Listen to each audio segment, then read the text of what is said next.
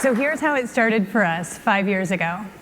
A group of guys were gathered in a prep kitchen in a restaurant next door to one of our cafes. And they were asked to make a big batch of cold brew and put it in bottles. And they weren't given the challenge because it was a category. These guys had no idea what a category was.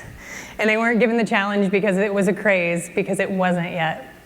But they stood there ready, willing, and eager to take it on, even though they had no idea how to do it. So here's what happened. They took a big tank and essentially turned it into a giant French press. And when they bottled that first batch of cold brew, all of the sediment fell to the bottom of the bottles and created a sludge that no one wanted to drink. So they knew they needed to fix filtration, so they started using these mucilin bags. And the filtration worked really well, but really slow. So a couple of the guys on the team were chosen to hand squeeze out every single drop of cold brew. So it worked, batch 2 worked, but definitely wasn't scalable. They kept trying to problem solve through creativity and grit. They sent someone to the hardware store for garden hoses and someone else to REI for a kayak oar. Because in that moment, that's what they thought would work best to agitate the grounds. They had no idea what they were doing. They had no one to call because no one else had done it before. There's no instruction manuals, there were no guidelines. They just kept trying.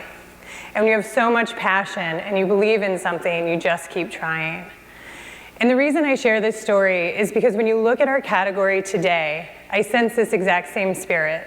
There's so much passion of people wanting to get into cold brew, to make it better, to make it bigger.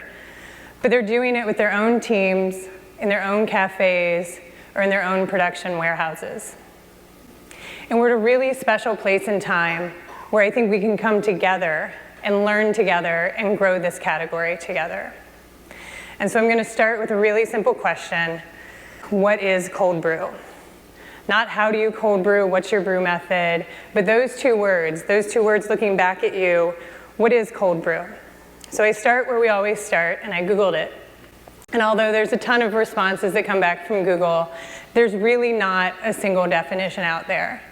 You go to dictionary.com, you go to Merriam-Webster, there's no definition. And so I think that really gives us the opportunity as an industry to define it moving forward. So let's look at the category of where we are today. And I think our challenge is, with this really simple question, there's not a simple answer. So as Peter mentioned earlier, I could probably have 8 slides that look just like this. The list goes on, because right now there's so many products and so many brands entering the category at such a rapid rate. There's so much going on. And I think, unfortunately, although it's exciting, it creates a real level of confusion. And I'm going to point out some of the confusion here, not to tell you what's right or wrong, but just to make a point that it's confusing. When you look at the screen or you look at the grocery shelf, you start with the first level of, is it concentrate, is it ready to drink? There's a bunch of products that are shelf stable, and there's a bunch of products that are fresh and perishable. Those feel very different to me, and I wonder, should they both carry the name of cold brew? Maybe, maybe not. A couple specific examples. When you look up here at Blue Bottle, 2 great products, one called iced coffee, one called cold brew. Are they brewing the coffee different for each product? I don't know. Califia, beginning of 2015, all of the products said iced coffee. Now they all say cold brew. Did they change their coffee? Did they change their brewing method? Or did they just change their name? I don't know. And I ask these questions most days out of competitive curiosity, as we all should. But I ask them today from a place of concern, because when I think of our consumer standing in front of this category with all of these products and all of these brands staring back at them, it's a level of confusion and ambiguity that I don't think we should be comfortable with. And so what I'm here today to share with you is not what I believe cold brew should be, but the opportunity of what cold brew can be for all of us. And 2 major ideas. The first being that we can create a significant second category for specialty coffee. And if we do that right, it can have a huge positive impact on our value chain. So let's start with this idea of a second category. So I'll define first category first. It's what a lot of us do today. It's based in our cafes. It's focused on espresso drinks and pour-overs and drip coffee and single origins and blends and coffee for home brewing.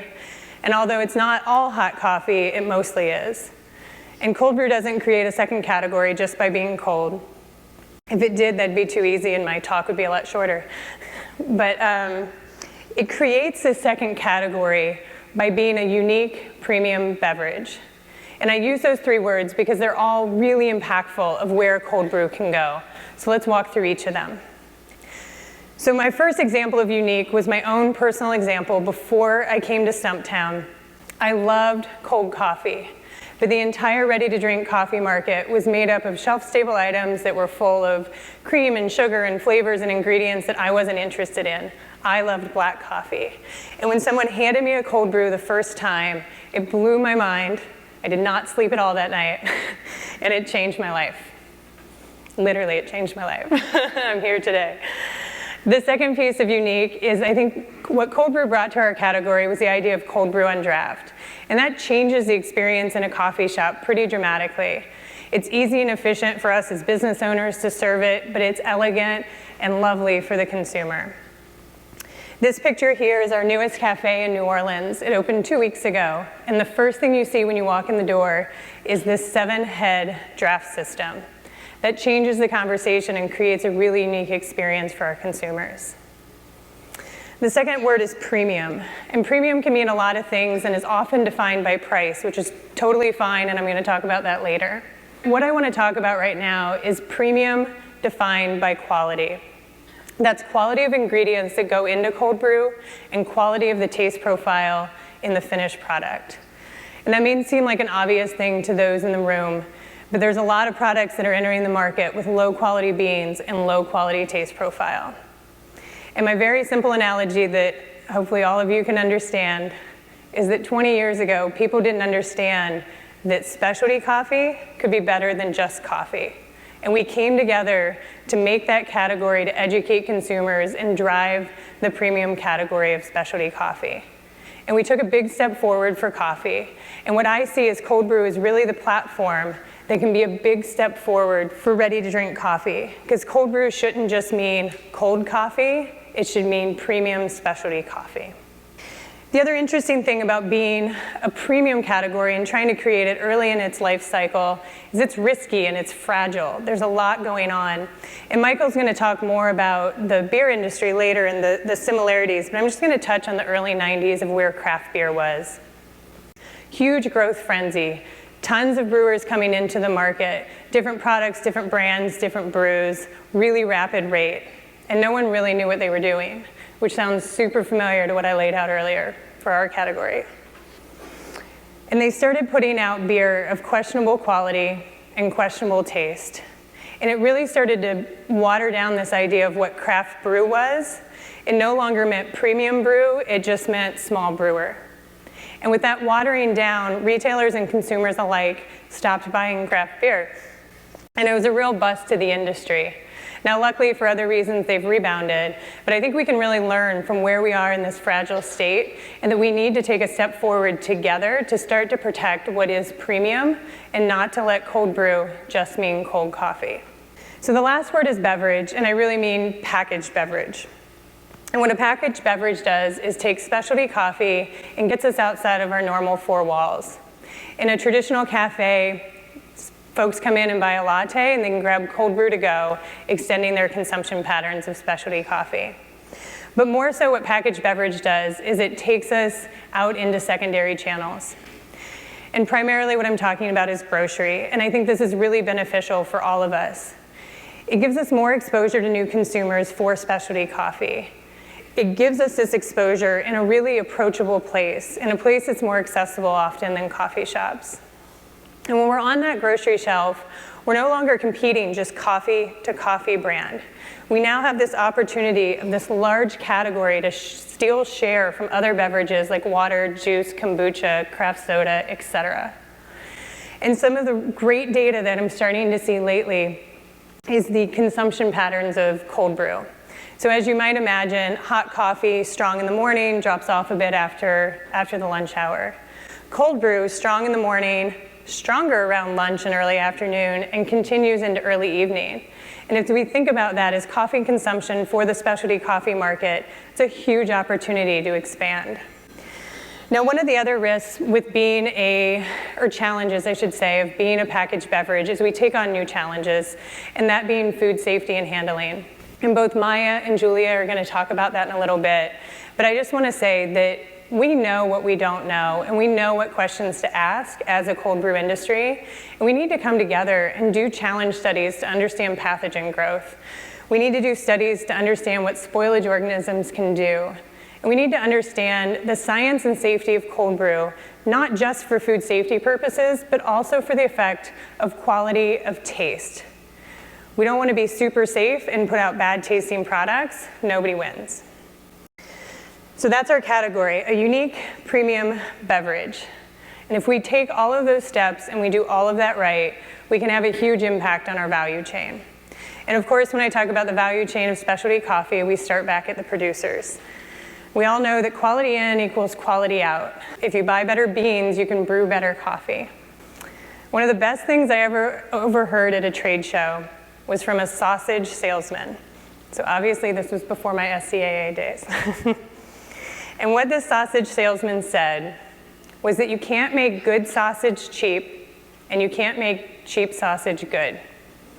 And it stuck with me, not only when I buy sausage, but when I think about quality ingredients and the willingness to pay for that. And I think that if we let cold brew just mean cold coffee, and there's nothing keeping bad beans out of these bottles of cold brew, we've lost the opportunity to impact this value chain.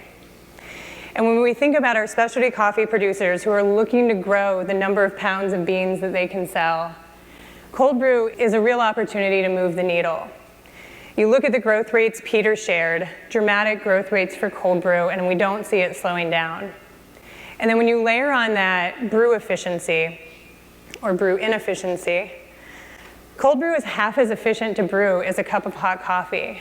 So what that means is for every cup of cold brew, we're using twice as many pounds of beans versus hot coffee. So you have this strong growth curve, and then you put a 2x factor on that, and that's really impactful to our producers.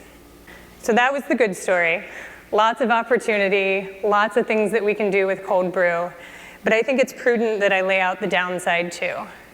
And the downside is really a result if we do nothing. If we all leave today and say, cold brew, whatever. But if we don't take the opportunity to look at this second category and cultivate it, there's a huge downside. We get watered down just like craft beer did in the 90s. And cold brew just means cold coffee. And nothing keeps this from becoming monster cold brew. And nothing keeps this from becoming rockstar cold brew. And right now, nothing's keeping AM PM from slapping a cold brew sticker on their iced latte machine. And I would like to believe that no one in this room is comfortable with this being our future. We have so much opportunity, we don't want this to happen. So what are we going to do about it? What are we as leaders in the specialty coffee industry going to do about it? What are we going to do about cold brew? So I want to ground you in a statement from the SCAA website of really why we're here today, and why we work throughout the year for specialty coffee.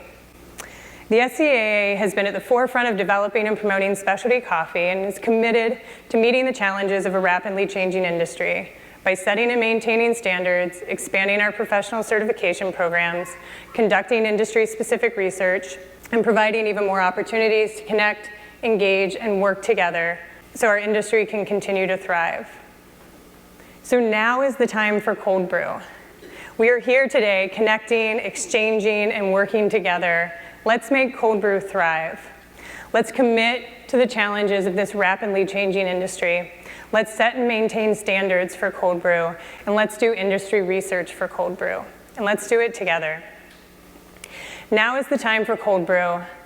Now is the time for all of us to come together. And I would even suggest that now is the time to stop using garden hoses and kayak oars and move this category forward together. Thank you.